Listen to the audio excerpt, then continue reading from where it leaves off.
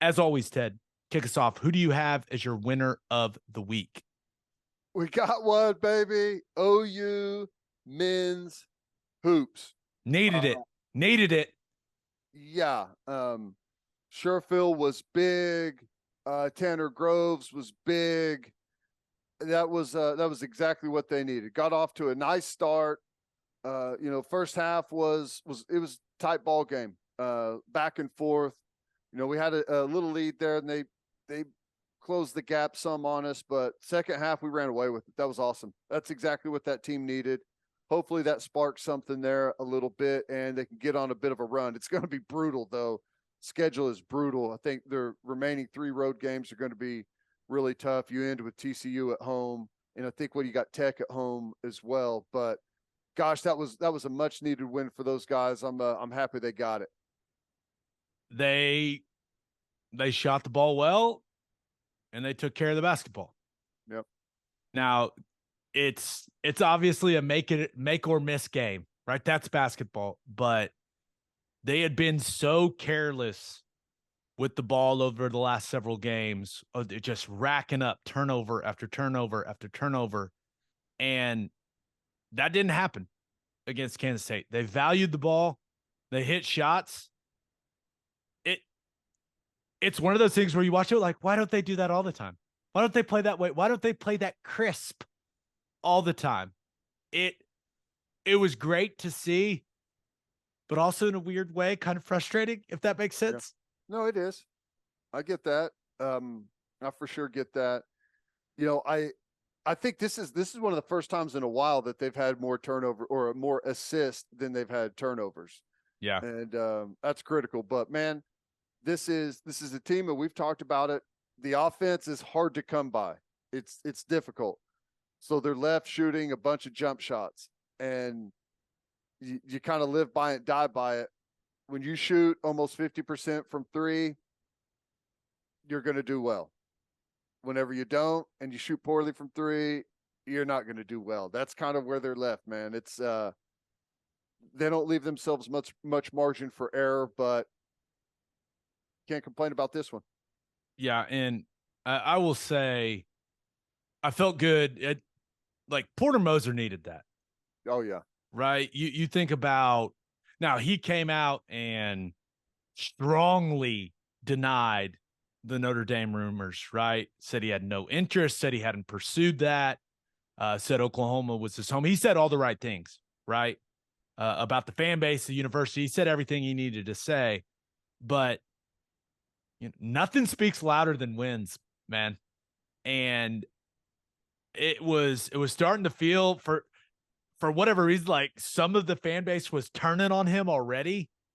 And the Notre Dame rumors had really fueled that, in my opinion.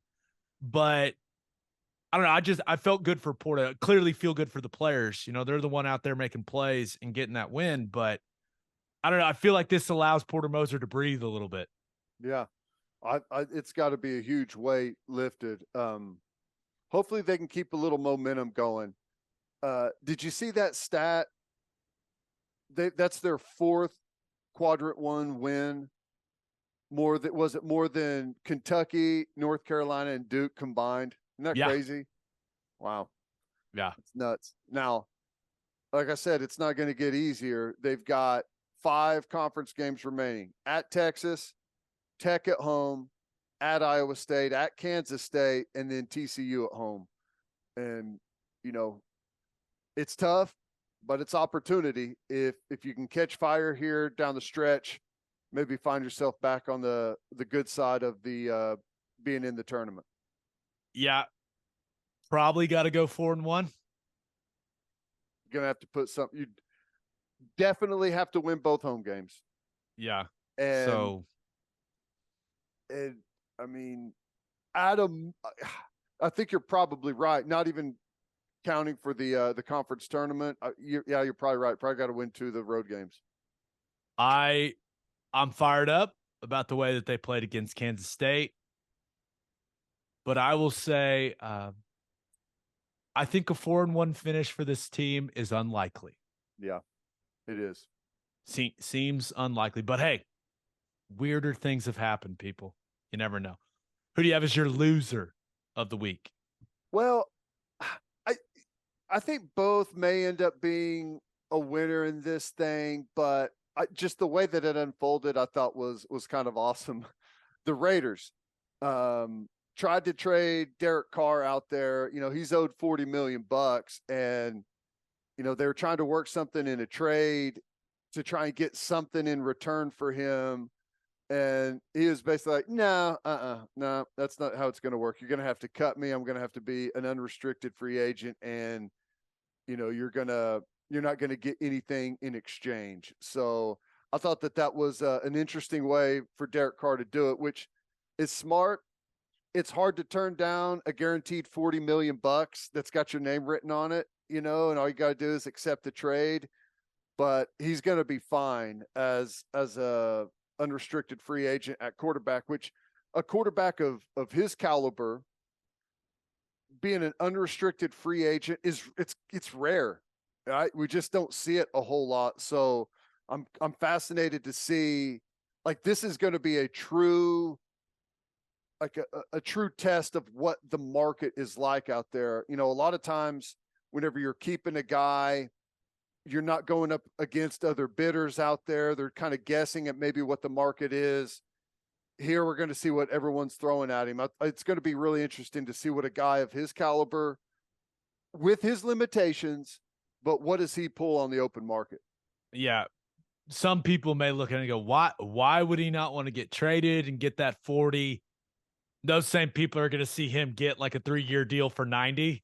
Yeah. And they're gonna be like, oh, okay, you know, Right. maybe that's maybe it's more, maybe it's north of 100. I don't know. I mean, the quarterback market is pretty robust these days. But I will say this: Derek Carr and I went through the pre-draft stuff together. We went to the National Football Foundation thing together in New York City. Spent a lot of time together there, and then he was one of the quarterbacks at the Senior Bowl with me. He is one of the best people I came across in my NFL journey. And I went a lot of places, met a lot of guys. He's one of the most genuine dudes I ever met. And I'm just hoping that I'm hoping he ends up in a really good spot. And I wish that dude nothing but success. He's an awesome guy. And that's what, like, do I wish he would have played a little better for them? No doubt. But I also think there was quite a few things working against him in that organization, and I hope he lands somewhere and goes and wins a bunch of games and makes a ton of money, because he's that good of a dude, man. He's awesome. Yeah. No, I think you know what you're going to get with him. You're getting a high quality individual, a high quality teammate, great locker room guy that obviously puts in all the work. You don't ever have to worry about any of that. Got a pretty good skill level too. I mean, there's very few guys on the planet that can do what he does. And everyone's always looking for a quarterback. And like, if you're on a team that's got a good roster, but you just can't find yourself up at the top of the draft to be able to go get one of the hot young quarterbacks coming out of college, like he's a guy that kind of bridges the gap. I think he can still have some success. We'll see. Yep, I'm with you. All right, let's get to my winner and loser. But first, John Vance Auto Group has been serving Oklahomans for 40 years. They're family owned and operated, and they've got 9 full service dealerships in Woodward, Miami, and Guthrie. No matter what your vehicle needs are, John Vance Auto Group has you covered. They carry domestic brands such as Ford, Lincoln, Chevy, Buick, GMC, Chrysler, Dodge, Ram, Jeep, and Wagoneer. John Vance Auto Group's goal is to give unequaled service and to exceed customers' expectations in every way, which is why they have their lifetime loyalty program. And here's how it works. You buy a new or used car from them. All you have to do is get all of the manufacturer recommended maintenance done at the Vance dealership. And if something goes wrong with components of your engine, transmission, drive, axle, or transfer unit, they will cover the repair costs. It's a great deal. You can browse their entire inventory or find the John Vance dealership near you at vanceautogroup.com. And First Fidelity Bank is a full-service financial institution based in Oklahoma with tailored solutions for all your personal and business needs. Checking accounts, saving accounts, home loans, and much more. They do it all. Whether it's online banking from your computer or mobile banking from your phone, everything is stress-free with FFB. Making mobile deposits, paying bills online, and moving money to different accounts could not be easier. Make your life easier and go bank with First Fidelity Bank. Visit ffb.com for more information. All right, for my winner of the week, thought about going with the Carolina Panthers. Man, Frank Reich he's putting a staff together there, Yep. and well, we'll see. We'll see if it ends up working out. Only time will tell. But he added a man I love, Jim Caldwell. Played for him in Detroit. Just a tremendous man that gets it right. Treats players like true professionals. I just love the way that Jim went about his business when he was the head coach. When he was a head coach, and I think that's a really solid addition for Frank Reich. And that staff he's put together. It's getting interesting, man. I think that on paper it looks like one of the best staffs in in the entire NFL. Yep. Obviously Frank Reich's been around a long time, and so has Caldwell. Caldwell's been around, highly respected in all the NFL circles. So interesting to see what they do there.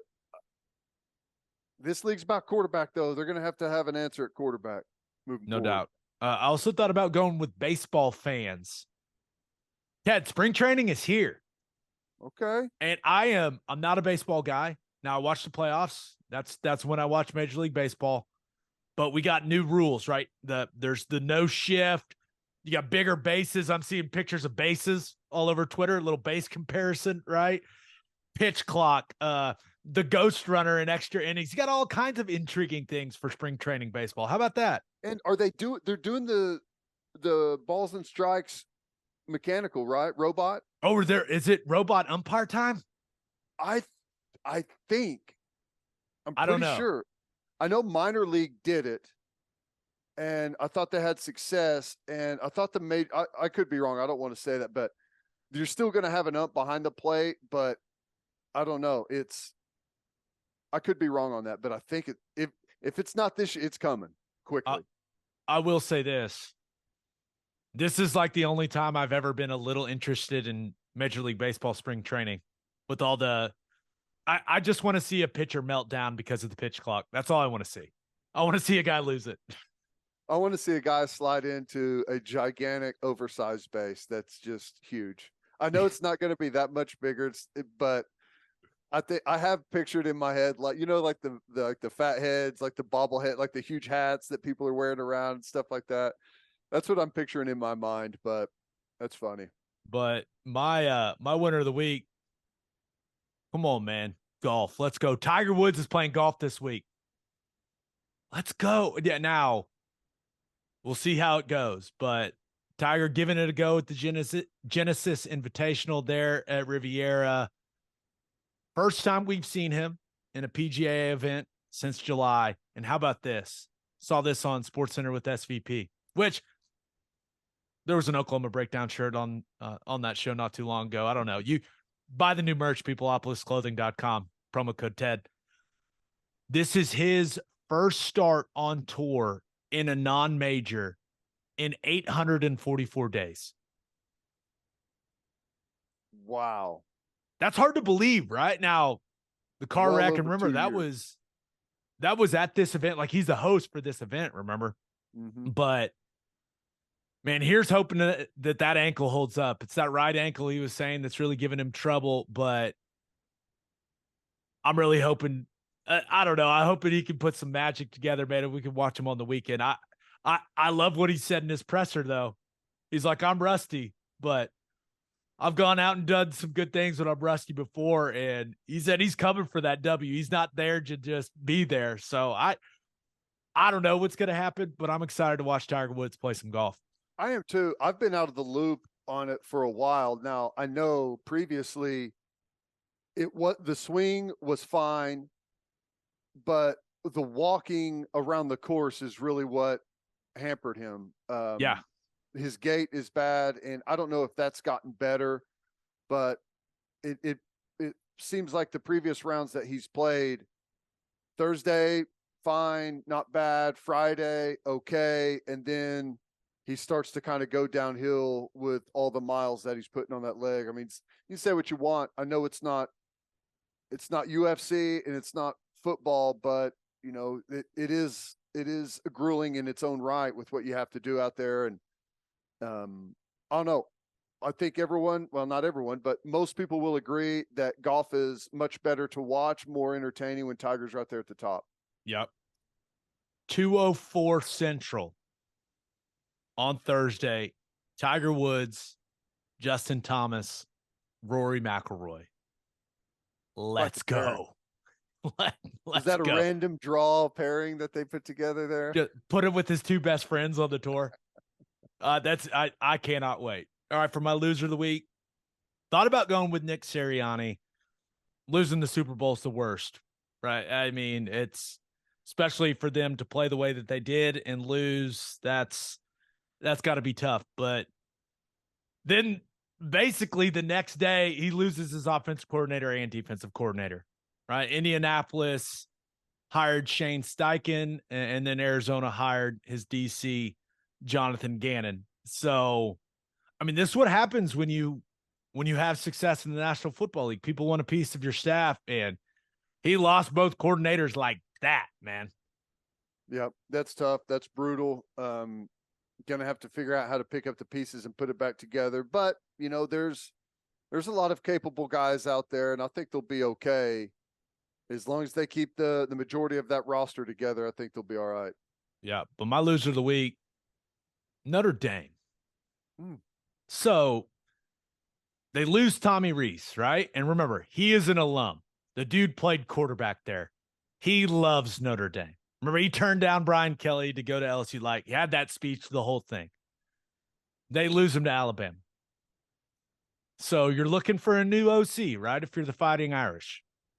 Utah's offensive coordinator, Andy Ludwig, or Ludwig, as his ancestors probably said it.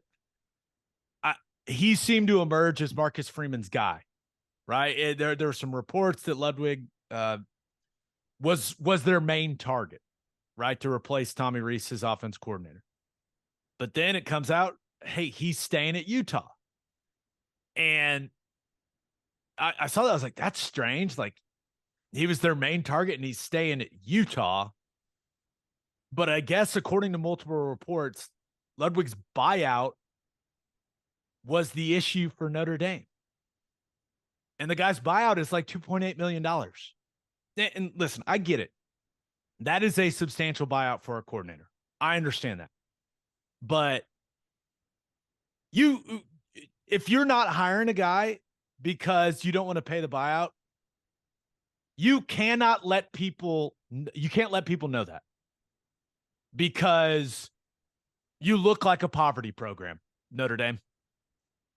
And people that go to Notre Dame, they carry themselves a certain way, okay? You can't carry yourself that way and then be pinching pennies when it comes to a coordinator's buyout, okay? So, and I've always heard, and I've heard it from guys that played there, like, they don't like spending money on athletics. Like, if they spend money on athletics, they have to spend money on the academic side. Like, they want to do it equally. But, I mean, you can't let everyone know that you wouldn't hire a guy because of this small buyout in the relative scheme of things. Like, I feel like their only choice now, Ted, is that they got to go hire Andy Ludwig and say, hey, no, never mind. You're coming, because they are getting roasted for this, and it's hilarious. Well, a couple of things. Like,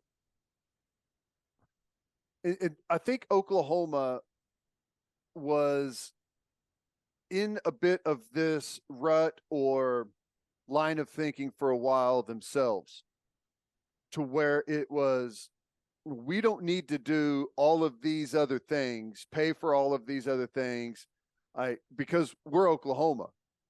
People want to come coach here because we're Oklahoma. Recruits want to come here because we're Oklahoma.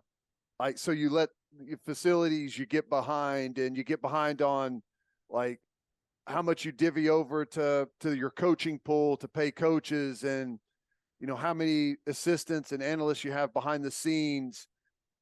But you just can't do that anymore. You 100% can't. You have to pay to play the game. the other part of it is, I'm interested. Like, it seems like it was very difficult for Nick Saban to get the offensive coordinator that he wanted. It looks like it's going to be difficult for Notre Dame to get the offensive coordinator that they want.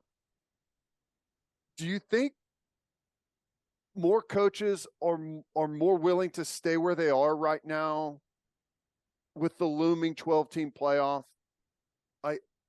I don't know. Am I crazy to feel like we haven't seen as much jumping around? And usually whenever you've got a job like Alabama open, like it's like everyone's climbing over one another to get that job. But it seems like everyone's a little more measured right now. It's interesting.